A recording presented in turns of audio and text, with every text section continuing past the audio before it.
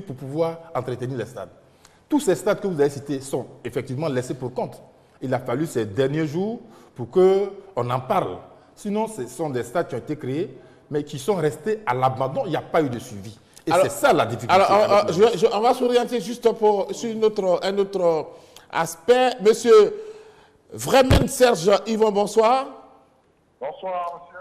Vous êtes le président de la Fédération ivoirienne de natation.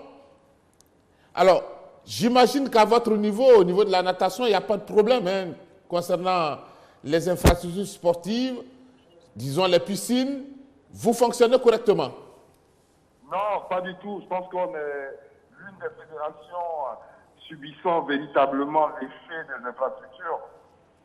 Dès le moment où, comme on dit, sans piscine, pas de natation, on ne peut pas nager sur le bitume.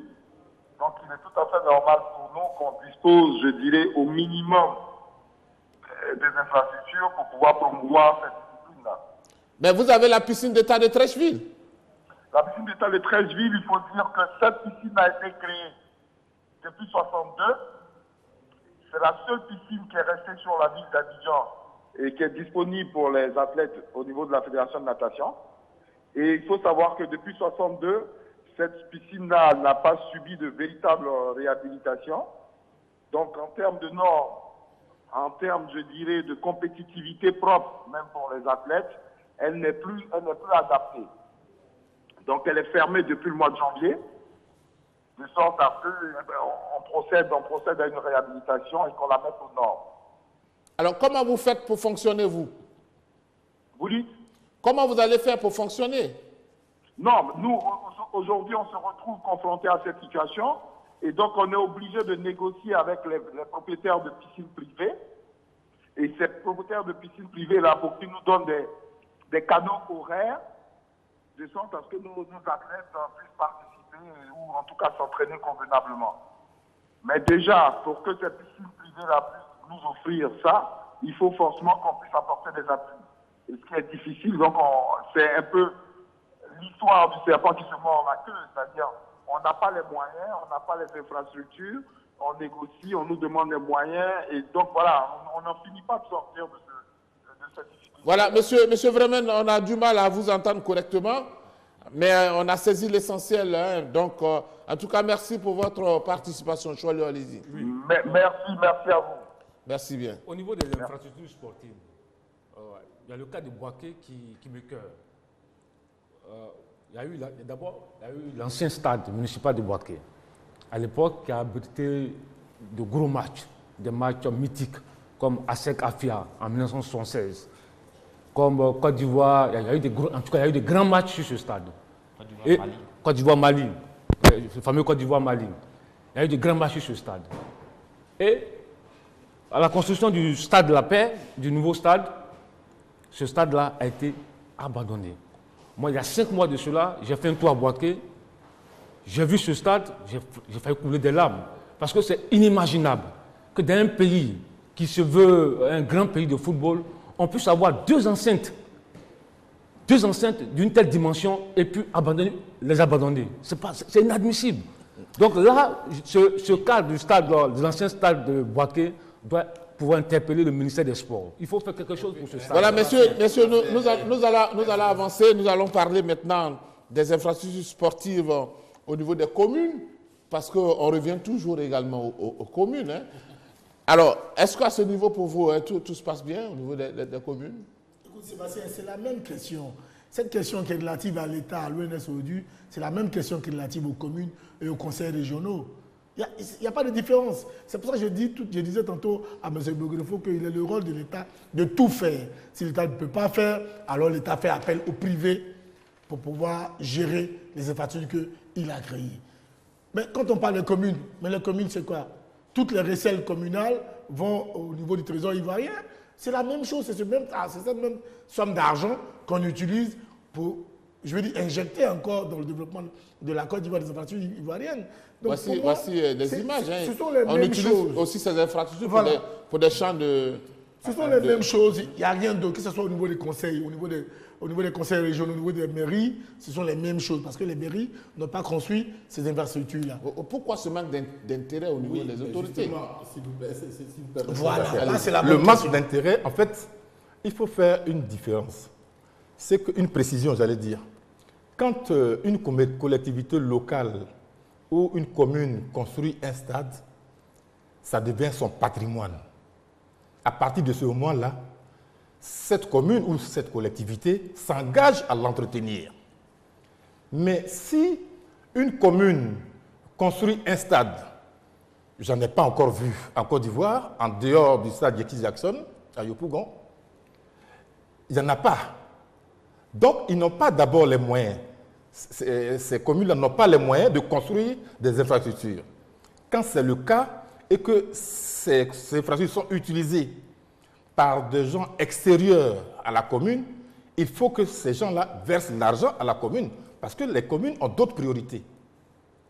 C'est leur patrimoine, vous l'utilisez, il faut l'entretenir. Mais si vous ne l'entretenez pas, eux, leur priorité, ils les dirigent ailleurs. Voilà la différence.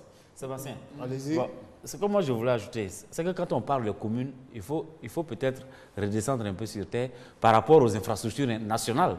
Parce qu'il y a les infrastructures nationales, le stade Fauboigny, le stade de Boaké, et puis il y a les infrastructures communales qui à mon avis, devraient revenir aux communes.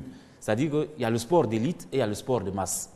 Quand vous prenez nos quartiers, en général, est-ce que vous avez des infrastructures sportives dans nos quartiers? Il y a des quartiers qui sont totalement construits, il n'y a aucune infrastructure sportive. Les enfants, pour pratiquer le sport, sont obligés de parcourir des kilomètres et des kilomètres. Il y a d'abord une volonté politique à ce niveau. Et puis, le deuxième niveau, c'est qu'il y a des infrastructures au début des indépendances qui ont été construites dans des communes, mais qui n'ont même pas été entretenues. Vous prenez prenons le cas de la commune d'Adjamé. Le complexe sportif qui était là, il est devenu quoi? Un marché de vivriers. Vous avez eu la coopération française qui a construit certaines infrastructures qui ont disparu totalement. Donc, il y a un problème au niveau de l'entretien. Est-ce que les communes elles-mêmes ne prennent pas soin d'abord des infrastructures qui sont en leur sein et l'ONS lui-même ne prend pas soin des infrastructures qu'elle a pour objet d'entretenir? Alors, je pense qu'il y a deux problèmes. On a en ligne le président de la Fédération ivoirienne de Maracana, Bleu Charlemagne. Bonsoir. Bonsoir, Bleu Charlemagne. Bonsoir, Sébastien. Alors, je pense qu'au niveau de la Fédération de... Bonsoir, Sébastien. Vous m'entendez? Alors, je pense qu'on va retrouver tout à l'heure. Oui, je vous entends très bien. Alors, si vous m'entendez, Président, dites-nous, est-ce qu'à votre niveau, vous avez des soucis au niveau de la commune de Yopougon? Est-ce que tout se passe bien, l'utilisation, la rénovation? Est-ce que vous bénéficiez du soutien de la commune de Yopougon?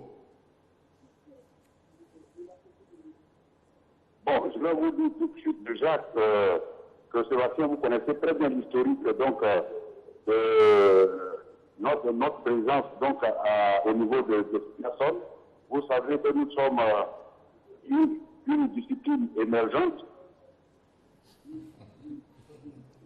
Alors, je pense qu'on a des soucis. Il faut bien qu'il soit correctement lié. Monsieur, donc, pourquoi pas? on va vous retrouver tout à l'heure parce que là, nous avons des coupures. Allez-y. C'est Choualé qui avait la parole, oui. Non, moi, je pense qu'en ce qui concerne les communes, c'est un manque de volonté. Un manque de volonté, un manque d'imagination, un manque d'intérêt pour la chose sportive. Parce que quand on prenait une commune comme celle de Yopougon ou d'Abobo, mais c'est écœurant de voir l'état dans lequel on trouve le stade Jesse Jackson. Vous allez à Bobo, une ville comme Abobo, qui a produit de grands joueurs, enfin une commune comme Abobo qui a produit de grands joueurs, ça donne de grands joueurs à la Côte d'Ivoire, qui regorge des centres de formation de football, qui regorge de nombreux athlètes au niveau de la bourse, au niveau du cyclisme. Mais quand vous regardez le complexe sportif, c'est écœurant. Je pense que c'est une volonté, c'est un manque de volonté politique. Ce n'est pas un manque de moyens. Il n'y a pas de plan, il n'y a pas de projet pour la jeunesse. C'est tout le problème. Il n'y a pas de projet pour la jeunesse. Vous allez commencer le complexe sportif de commencer. Regardez l'état dans lequel il se trouve. C'est incroyable. Je pense que les maires et les conseils régionaux doit pouvoir s'approprier. Ils doivent avoir un véritable projet pour la jeunesse sportive. Mais Choualio, c'est tout à fait normal parce que beaucoup de cadres, beaucoup de maires, beaucoup d'élus locaux pensent que quand on investit à la limite dans le domaine du sport, c'est s'occuper de la jeunesse, c'est de leur permettre de sortir de la précarité. Ils n'ont pas encore réalisé que le football ou le sport en général est une profession à part entière. C'est ça la réalité aujourd'hui. Donc nos cadres sont tous des fonctionnaires, ça et là, quand ils sont à la tête de certains départements, et voilà, pour eux, les footballeurs, c'est des bons à rien, les basketteurs, c'est des bons à rien.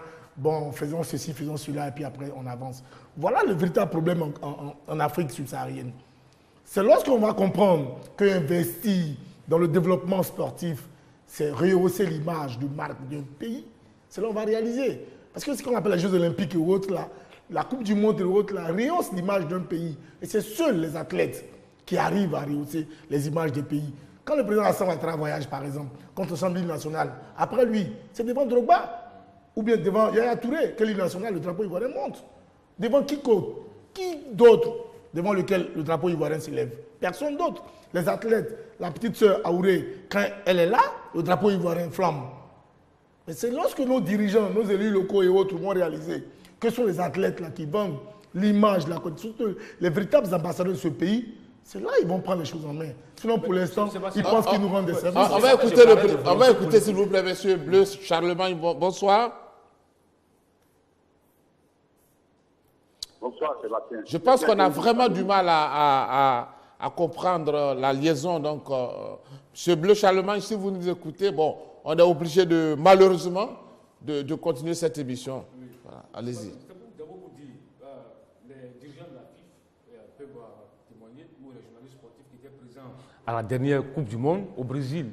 Le village, c'était un village où les éléphants étaient en regroupement.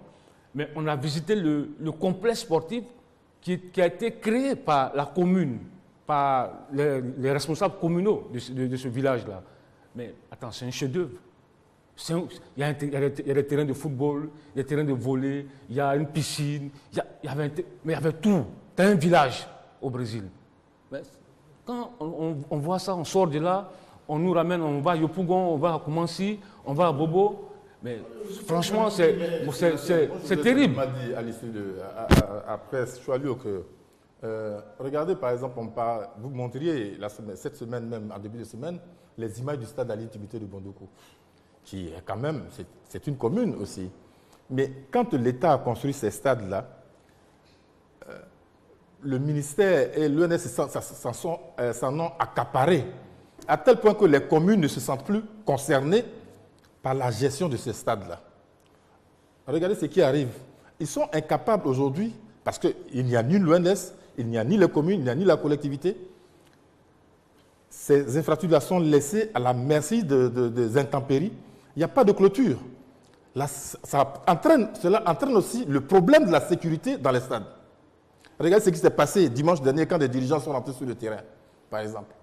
Mais aujourd'hui, le seul avantage qu'on a à Abidjan, on a le stade Champrou, qui est dans une commune, mais la commune est complètement désintéressée. La commune ne sait même pas, les gens de la mairie ne savent même pas qu'il y a un stade qui existe, qui plus un stade omnisport. Qui s'occupe de l'entretien de tout ça? Ils ne sont pas du tout concernés. On va se rendre, messieurs, à Katiola, où nous avons en ligne monsieur Biabé Robert Vincent. Bonsoir, monsieur.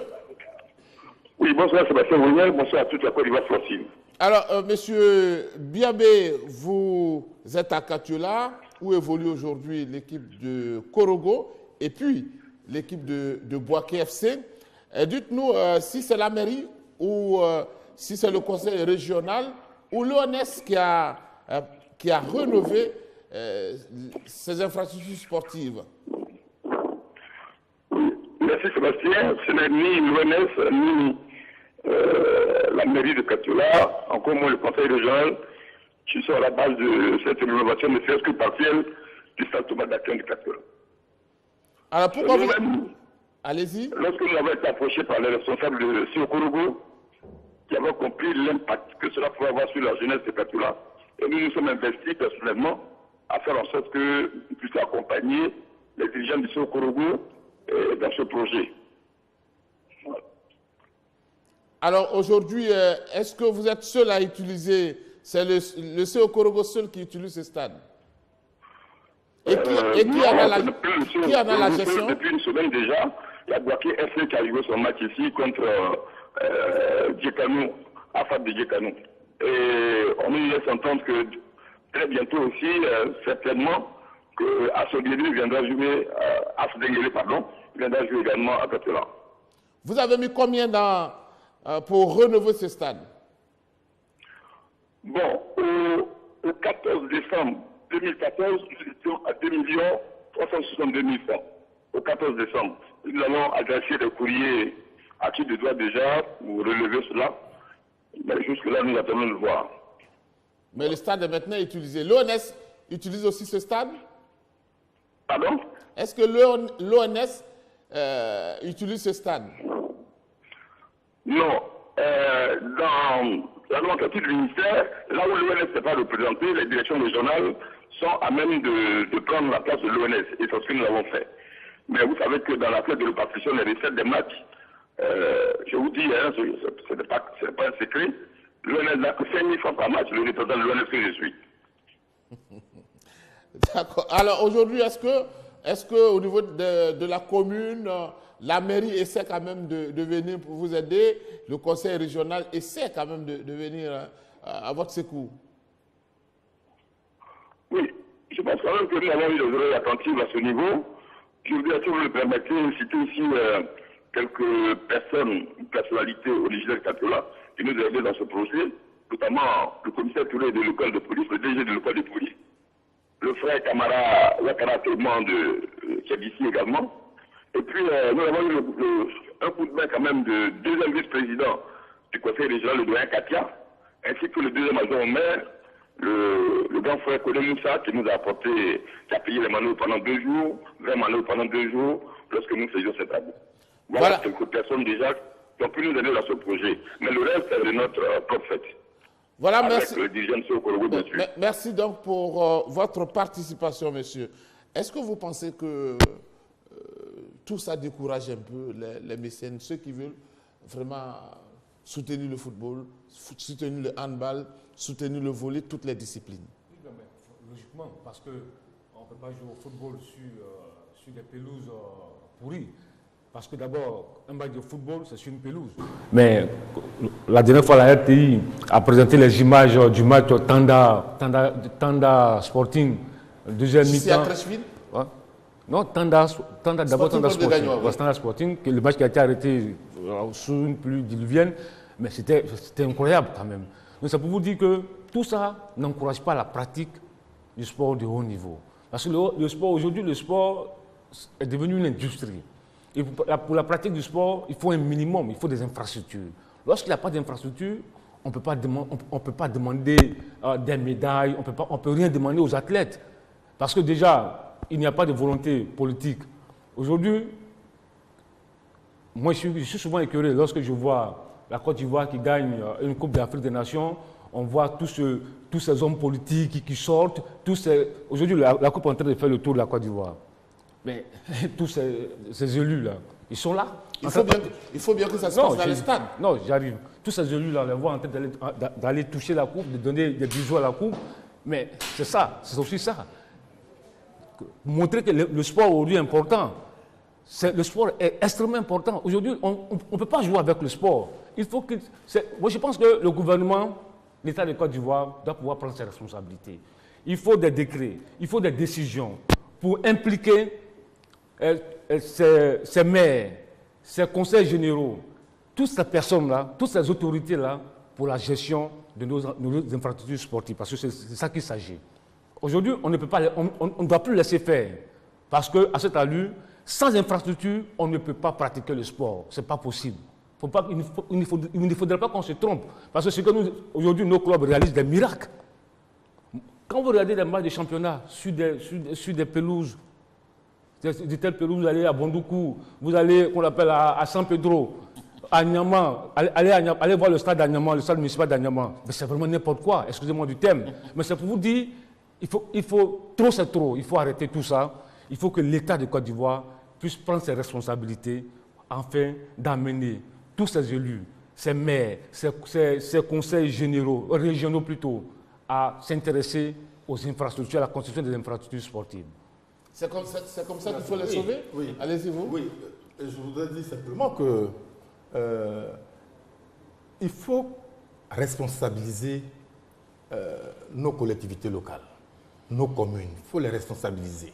On ne peut pas demander à l'État de Côte d'Ivoire de venir gérer le stade à l'intimité de Bondoukou. Il faut quand même, aujourd'hui nous avons la chance d'avoir des conseils généraux. Nous avons la chance d'avoir des communes qui se développent à grande échelle. Il faut donc que ces responsables-là prennent sur eux l'engagement d'entretenir ces stades. Mais donc l'ONS disparaît, Tchémé. Oui, mais l'ONS vient de jeter l'éponge. L'ONS n'a pour souci que gérer le stade Fougouani et le stade Champrou.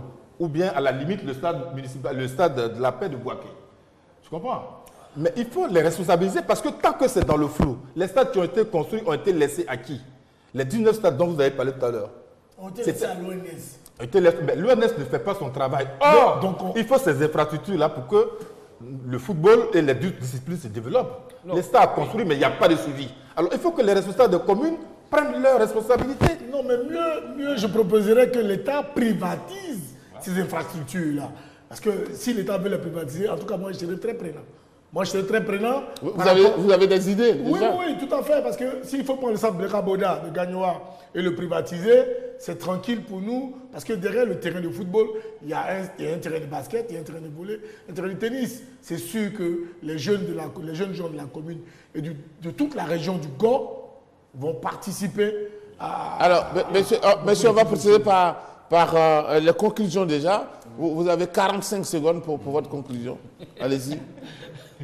Oui, mais il faut dire, quand on dit que est-ce que cela va décourager les mécènes, il faut dire que le sport est devenu professionnel et que le mot mécénat n'existe pratiquement plus. Donc quand on regarde un peu l'aspect de nos infrastructures sportives, surtout les stades de l'intérieur, vous voyez quel sponsor venir accoler son nom dans une pelouse où on voit des vaches en train de traverser? Je pense qu'il y a un gros problème. Je vais le demander, allez-y. Non, moi je pense que nous sommes en 2015. Il est vraiment grand temps de repenser l'ONS. Ou il faut dissoudre l'ONS, ou il faut repenser l'ONS. Heureusement qu'il y a une nouvelle loi sur le sport qui a vu le jour. Je pense que là, ça va signer l'arrêt de mort de l'ONS. Parce qu'avec l'ONS, en 2015, je pense qu'il y a un véritable problème. Il faut repenser cette structure parce que le sport est devenu tellement important qu'on ne peut pas se contenter vraiment de ce genre de structure qui hésite, mais dans son fonctionnement, il y a problème. Et je pense qu'aujourd'hui, il est vraiment grand temps de repenser l'ONS et de créer d'autres structures. Peut-être que l'ONS n'a pas les moyens. Allez-y, Tchétchémé. Non, je pense que l'ONS a signé certainement son arrêt parce que incapable de gérer en dehors du stade Fougouani, du stade La Paix, du Champrou, en dehors, incapable de gérer les autres stades.